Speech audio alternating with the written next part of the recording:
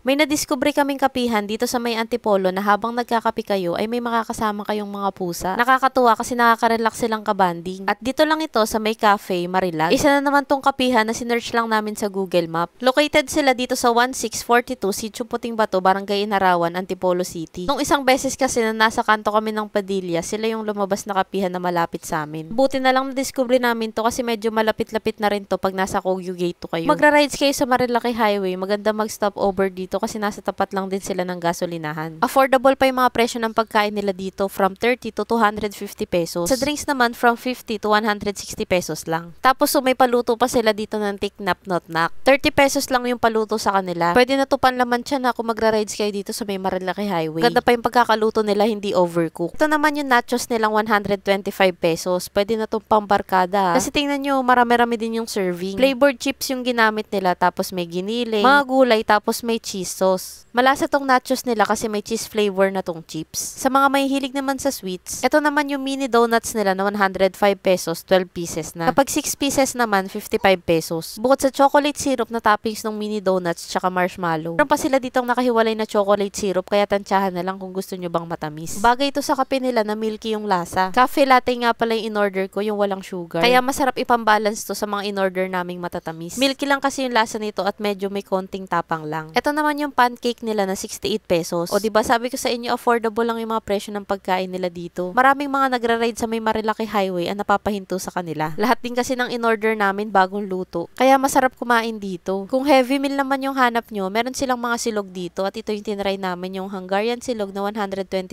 pesos. Para sa akin, masarap yung kanin nila kasi buhaghag. Sinangag din pa to at hindi lang basta nilagyan ng bawang na toppings. Itong Hungarian yung napili namin sa silog meals kasi alam nyo na yung sukat ng Hungarian, medyo malaki to at marami ka ng pwedeng may ulam. Kaya nga medyo nabitin pa dito si Maynard at napabili pa siya ng extra rice. 20 pesos lang din yung extra garlic rice nila. Ito pa isa naming in-order, yung hotdog sandwich. 78 pesos naman yung isang order nito. May grated cheese ito tapos may tatlong sauce na mayonnaise, ketchup at cheese sauce. Tapos kung mahilig ka sa maanghang, meron silang pwedeng ilagay dito na hot sauce. Siya nga pala guys, bukod dito sa pwesto nila sa taas, meron pa sila dito sa baba na KTV. 100 pesos naman per hour dito yung karaoke nila. At ayan meron pa kayong sariling room dito. At may makakasama pa rin kayong pusa dyan. Ayan, nakikita nyo ba yung black? Na-enjoy namin yung pagpunta namin ni Maynard dito sa may Cafe Marilag. Kaya paniguradong babalikan namin to. Siya nga pala guys, naghahanap pa kami ni Maynard ng mga sulit na kainan dito sa may Antipolo. Kaya kung meron po kayo masasuggest, pakilagay na lang po sa comment section para yun naman yung next naming pupuntahan. At para updated pa kayo sa mga dadayuhin namin, huwag niyong kalimutang i-follow ang aming mga social media accounts. Yun lang, maraming salamat po sa panonood. Bye!